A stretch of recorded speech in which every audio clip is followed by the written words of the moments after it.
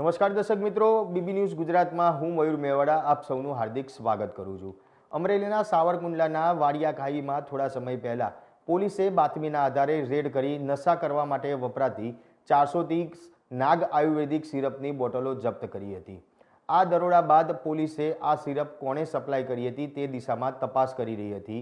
ત્યારે ગોંડલના સુલતાનપુરાના અતુલ ગોંડલિયાનું નામ સામે આવ્યું હતું। નામ સામે આવતાની સાથે જ આરોપી અતુલ ઘણા સમયથી ફરાર થઈ ગયો હતો। ત્યારે પોલીસની ટીમે તેને પકડવા સર્ચ કરી રહી હતી। ત્યારે આરોપી અતુલ વાડિયા પોલીસ મથકમાં હાજર થયો હતો અને પોલીસે ફરાર આરોપીની કાયદાકીય ધરપકડ કરી તપાસ શરૂ કરી છે।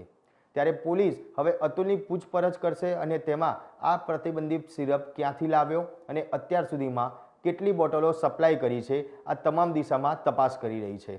આપને જણાવી દઈએ કે અતુલ ગોંડલિયાના મોટા ભાઈ ગોંડલ ભાજપના અગ્રણી છે।